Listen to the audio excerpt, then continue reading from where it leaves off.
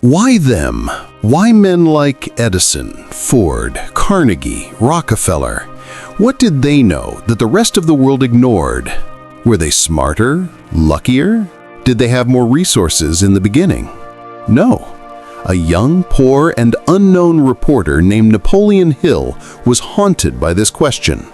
And this haunting led him on a 20-year journey, an obsession to decode the minds of the 500 most powerful men on the planet. He wasn't looking for business tips.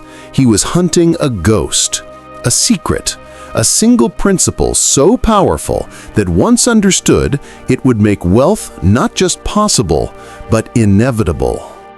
Many have read his book. Few, very few, understood the hidden message behind the words. Today, you will not hear a summary. You will receive the key he found. And a warning, after you hear this, you will not be able to unhear it. The responsibility for your financial reality will be entirely yours. First, we must destroy the biggest lie ever told about Hill's work.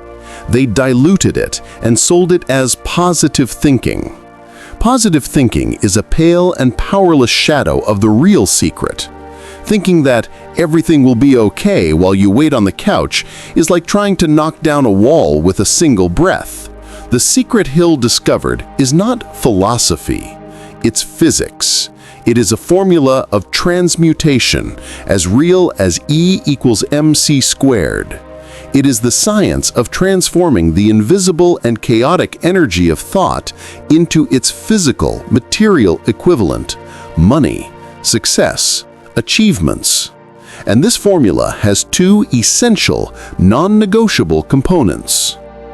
Hill discovered that thought is the one thing in the universe over which you have absolute and unquestionable control. And thought, when focused, becomes a creative force. But a vague thought is wasted energy. For it to materialize, it needs an engine and a rudder. The engine is a burning desire. This is not a want. It is not a wish. It is a hunger, an obsession that consumes all other thoughts. It is an ache in the soul, an absolute certainty that you must achieve it, or life will not be worth living. It is the energy of the furnace. Without this consuming desire, your dreams are just smoke. The rudder is a definite purpose. Your mind needs a target. Not, I want to be rich, but I will have in my possession $1 million by the 1st of January 2027.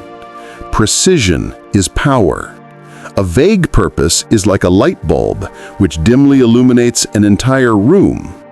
A definite purpose is like a laser, which concentrates all its energy on a single point with enough force to cut through steel. A burning desire fused with a definite purpose, that is the ignition. That is the formula Hill saw repeated time and time again in the lives of all the giants he studied. The most powerful proof of this law came not from a millionaire, but from a tramp.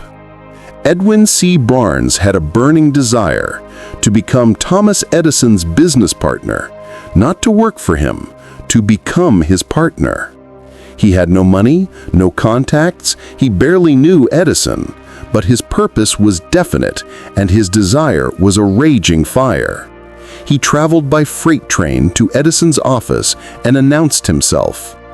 Edison saw something in his eyes that he recognized, the vibration of someone who has already made up their mind and will not accept no for an answer. Barnes took the lowest job in the office, sweeping floors, just to get his foot in the door. For years he watched, he waited, he kept the flame alive. When Edison invented a new dictating machine, his salesman didn't believe in the product. But Barnes believed.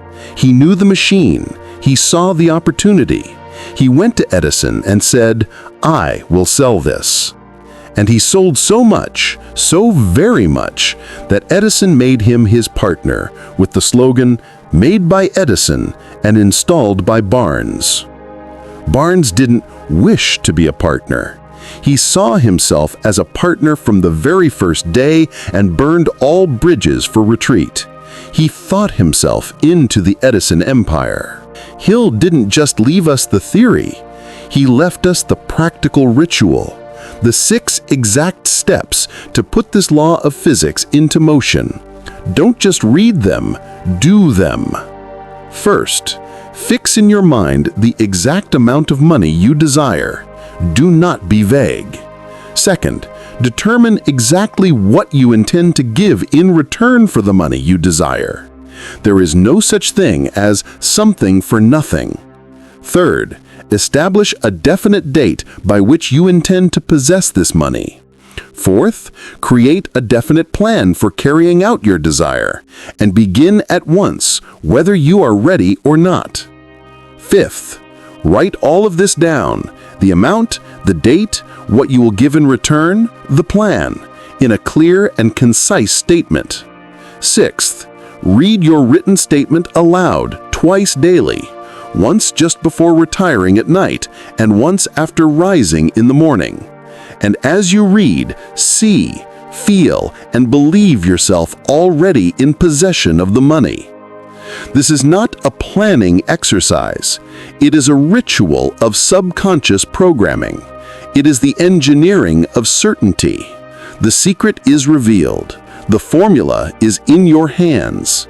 Now you understand why brute effort by itself leads nowhere. Without the engine of a burning desire and the rudder of a definite purpose, you are just a powerful ship adrift on the ocean, waiting for a storm. This knowledge frees you from the excuse of luck, of chance, or of circumstances. And this freedom is terrifying, because now the choice is yours.